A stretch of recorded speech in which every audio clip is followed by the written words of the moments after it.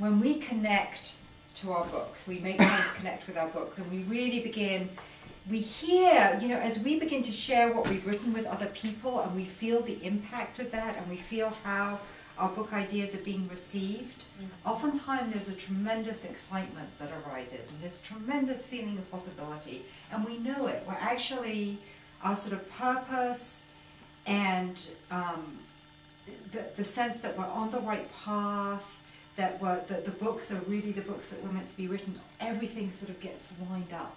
And people are like, yeah, I'm ready to go, mostly. I'm going to have to work on you a little bit, Leela, but pretty much I'm ready to go, in theory, as Nicole says. And then we leave. And tomorrow is Monday, and many of us have very, very busy weeks that we're going to go into, and suddenly we lose it. We lose the momentum. We even lose, which is even harder to deal with sometimes, that sense of, oh yeah, this is really meant to be. I know that I'm supposed to write this book.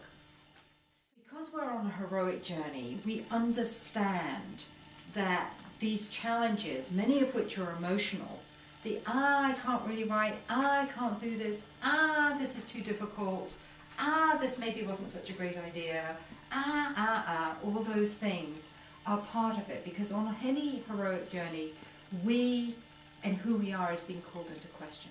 We actually have to confront our own inner demons.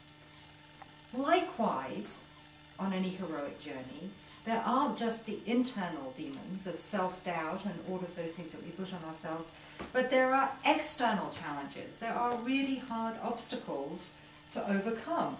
Like Cami says, she doesn't know how to do a website. So that is an obstacle. You'll find a way around it and you will do it, but that's something that has to be overcome. Or I really don't know how to start my novel. Or I really, you know, I work full time and I have 2 kids, and how do I make space to write? Or, God, you know, I really know how to write, but what does it mean to revise and edit, and what's the difference? And oh my God. So there are genuinely things that come at us from the outside that we have to know. Like, how do I find an agent? Like, you know, all these things that we may not have answers to, that we are going to have to research and do something about and confront. I don't know that. Who do I go to ask for help and stuff? So that the internal and the external.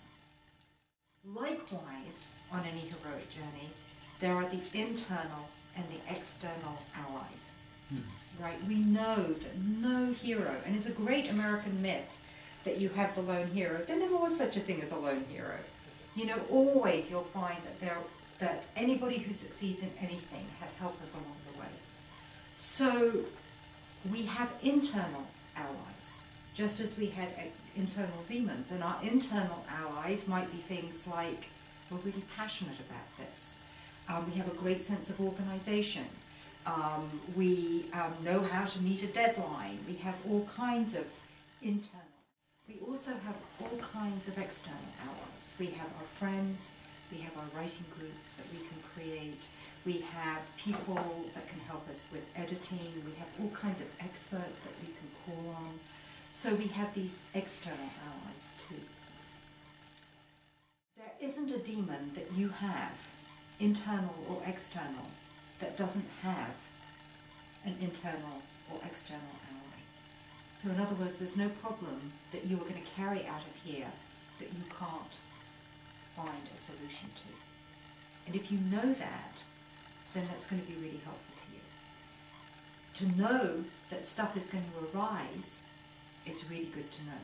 It's just part of the process. If you wrote a book and there wasn't one little bit of insecurity about anything, I would kind of question if you, well actually I'd really question what kind of a book you were writing, because it would be kind of inhuman.